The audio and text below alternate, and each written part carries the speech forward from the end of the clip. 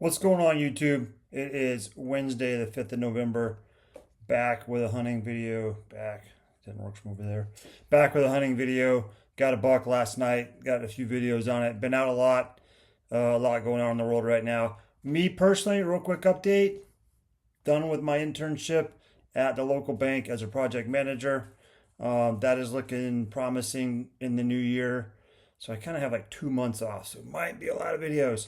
Um, Passed my PMP exam yesterday. I would not recommend ever taking that if you don't have to. It is a 4.5 hour painful exam that really doesn't teach you how to do anything except pass the test. In good news, these are my clearing papers. Hopefully, I didn't just flash my social. No, I did not. So I can actually start out processing from the Army now, which is exciting. I will be out processed in early December. And yesterday was an election day and like some stuff happened in New York City. I'm not going to have an opinion on any of that stuff until March 1st of 2026 when I'm no longer officially in the Army. But so for now, let's talk about hunting. I got a buck yesterday. Nice old George 8-point. We'll throw a picture of him up here. I've been hunting. Let's see. I hunted Halloween morning. I did not hunt Halloween night. That sounds kind of dangerous. But I've seen does almost every time I've been out there, and I've been holding out for a buck. I got that early doe I made a video about. I hunted Halloween morning, didn't hunt Halloween night. I shot a match the morning of the first. Took my daughter to it. She had a blast. We might be some still challenge in my future. I hunted Saturday night, Sunday morning, Sunday night, Monday morning. Monday morning was the only time I didn't see any action, but I didn't get out there till late because I had to take my daughter to the school bus. So I wasn't out there till after official sunup. Normally in the morning, I'm only seeing them in that half hour between legal light and actual sunrise, and they're gone for the day. Don't really see a lot later in the morning around here. And then Sunday hunted Monday night, and then yesterday morning I had to go to that test. We had to be there at like 9:30 in the morning, so I didn't hunt. And then wasn't going to hunt last night, and we had an early dinner. And I said I don't really have anything else to do, so I'm going to go sit out there and see what I see.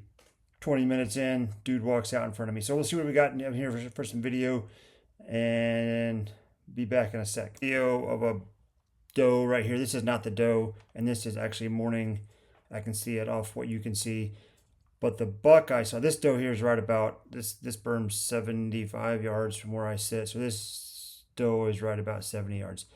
The buck I shot was back here in this little group of trees, which I went back out to this morning and lased, and it was right at 220. The buck wasn't out there long enough for me to do much. We'll play some video of a doe here. These are the typical does. This one is pretty decent. A lot of them saw pretty trim waistlines. You can see here, pretty small for doe. This one sees me, and this is, I guess, fortunate for me. These are urban deer. They're used to people. They live. This is less than 100 yards from my backyard, so they're not super skittish of people. I think if I had to actually hunt real animals that were out in the forest or the mountains that were not used to people, I would have different luck. But this is what I'm hunting. This is where the buck was last night. He had come left to right across here, and I thought I was going to miss him, and he stopped right over here and grabbed some chow. All right, so took a shot on a buck.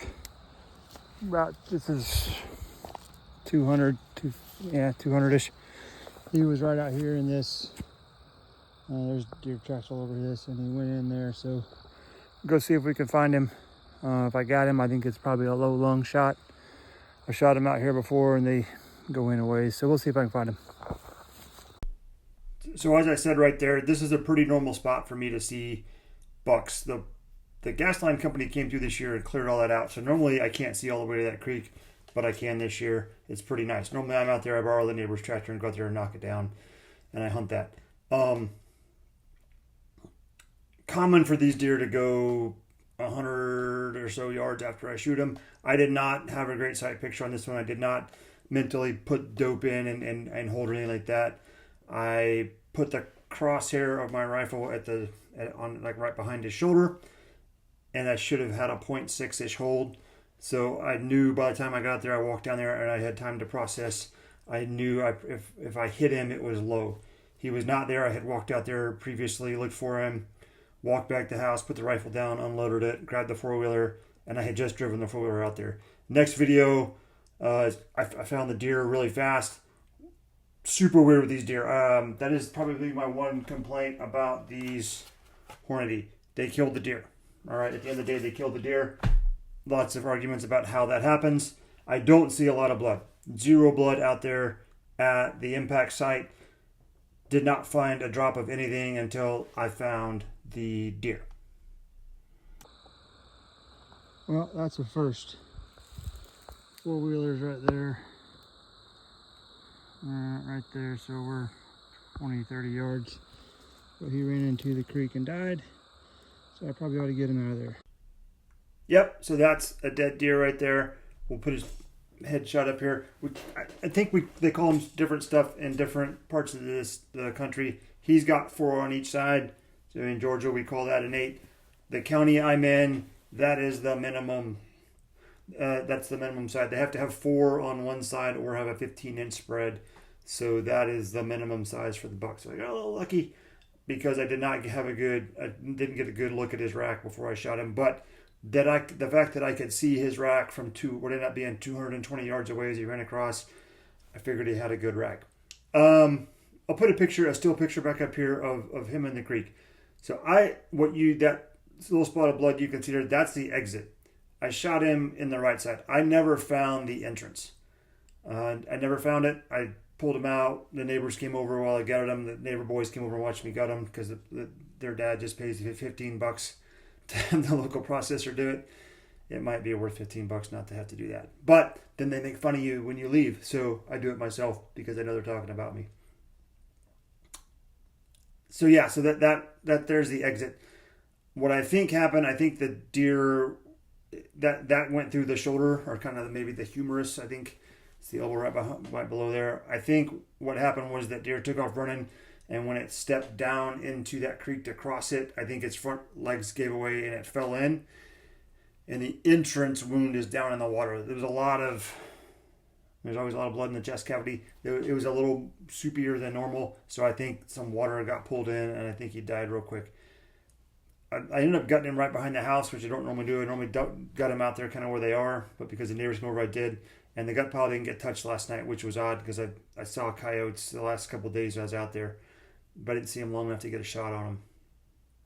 So this morning I went back out there and scooped it up in a bucket and took it down further. Hopefully nature will do what it does and somebody gets a free meal. When I went back out there today, it looked like there was a hole in the heart. So I think I might have nicked his heart. Either that or something did go out and nibble a little bit last night. Hard to tell which way it goes. But yeah, got a buck. Super happy. Got him to the processor. My local guy was full because we're in rut here in Georgia. So I had to drive into town. So it ended up being like an hour and 15 minutes, hour and a half to get to a processor and get him dropped off. But in a week to 10 days, we'll have some yummy deer. And I will give it a couple days before I go back out there. Georgia, I'm allowed 10 antlerless deer and 2 antlered deer. That's what your license is good for. Oh yeah, I need to go log him in. You don't get tags in Georgia. Like a lot of states have tags. Georgia, you just go online and self-report, which is a little sketch. But I go self-report. So yeah, that's what's going on. Got a buck. Super happy. Talk to you later on hunting. I'll make a video about something else now.